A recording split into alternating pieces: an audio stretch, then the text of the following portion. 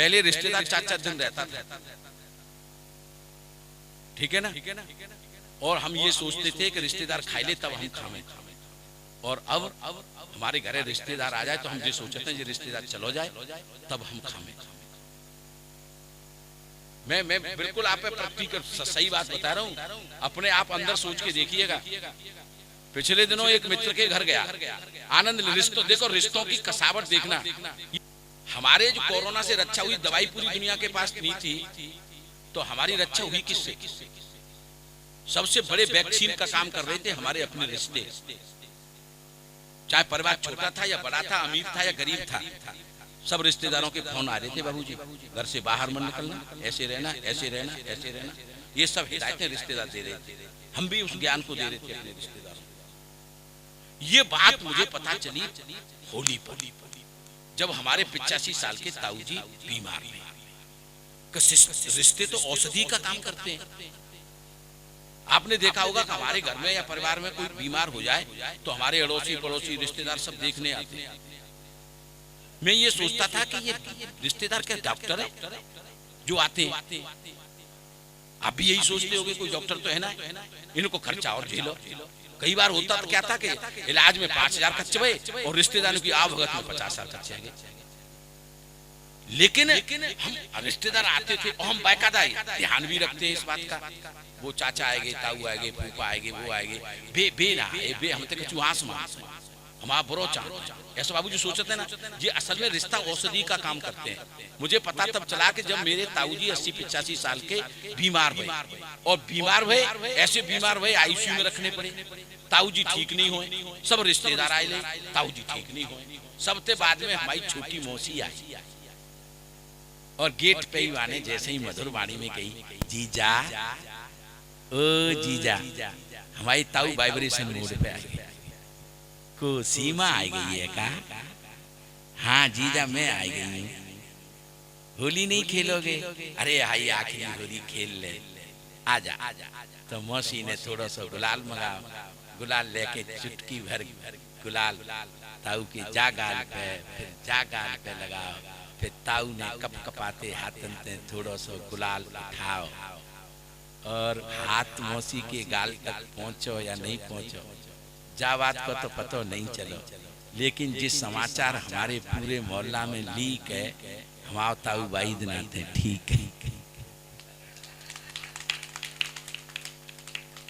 बात समझ गए कि ये रिश्ते औषधि का काम कैसे करते हैं। मैं हंसते हंसाते बात कहता हूँ, लेकिन बात आप तक पहुंचाना चाहता हूँ। अब भविष्यवाणी का छंद सुन लो आप। मोदी जी 2024 में प्रधानमंत्री बनने वाले हैं। व्यंग समझने वाले इसमें व्यंग की तलाश कर लें और व्यंग की तलाश देखें। 2014 से मैं पीएम बना हुआ हूँ, देशद्रोहियों की अब टांगे तोड़वाऊंगा। 2014 से मैं पीएम बना हुआ हूँ, देशद्रोहियों की अब टांगे तोड़वाऊंगा। धारा 370 की ऐसी तैसी मार दी है, पत्थरबाजों के अब सर मुड़वाऊंगा। अलग से पहचान में आना, पत्थरबाजों के अब सर मुड़वाऊंगा। अब व्यंग और ठाके को संभालना। 2014 से मैं पीएम बना हुआ हूँ, देशद्रोहियों की मैं टांगे तोड़वाऊंगा। धारा 370 की ऐसी तैसी मार दी है, पत्थरबाजों के मैं सर मुड़वाऊंगा। चना चीनी चावल नमक भी खिला चुका हूँ, और क्या मैं तुमसे अखरोट तोड़वाऊंगा? और क्या मैं तुमसे अखरोट तोड़वाऊंगा? तोहफे में मिले थे चीते, लेकर के आ गया हूँ। वोट नहीं दोगे तो मैं चीते छोड़वाऊंगा। हाँ, चीते जब वहां से चले होंगे ना, चीते जब चले होंगे सर इसको आप, चीते जब वहां से चले होंगे तो उनके मम्मी पापा ने उनसे जरूर कुछ न कुछ कहा होगा, भैया हिंदुस्तान जा रहे हो, संवार के रहियो। जैसे हमको बाहर जाए तो लोग घर के बड़े बूढ़े कहना देते हैं, संभल के रहियो, ये करियो वो करियो।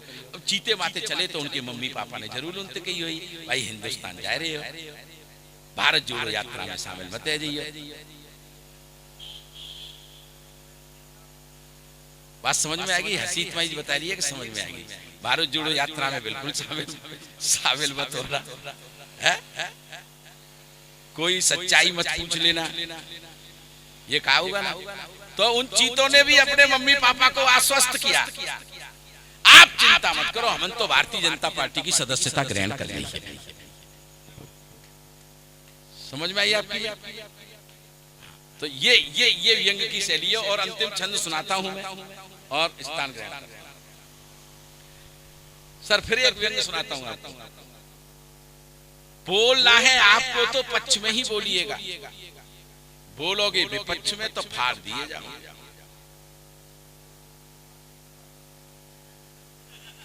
बोलना है आपको तो पक्ष में ही बोलिएगा। व्यंग समझो पहले, तर्क मत करो।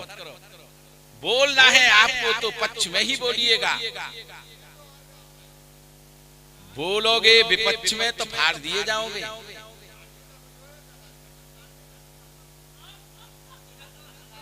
अरे हम तो फूल की कह रहे हैं, तभी तो कह रहे हैं कि बोलना है आपको तो पक्ष में ही बोलिएगा।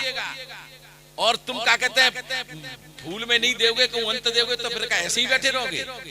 जिना समझ पाए रे, बोलना है आपको, कविता तो आप सबक दे रही है, बोलना है आपको तो पक्ष में ही बोलिएगा, बोलोगे विपक्ष में तो फाड़ दिए जाओगे। और भला अगर चाहते हो दृष्टि से बचे रहो, दृष्टि पे जो चढ़ गए पछाड़ दिए जाओगे। दृष्टि पे जो चढ़ गए पछाड़ दिए जाओगे, दृष्टि पे जो चढ़ गए पछाड़ दिए जाओगे। और सच्ची सच्ची बात मत पूछ लेना मित्रवर, पूछोगे तो कोर्ट द्वारा झाड़ दिए जाओगे। पूछोगे और फिर ठाका के साथ ताली चाहिए मुझे, पूछोगे तो कोर्ट द्वारा झाड़ दिए जाओगे।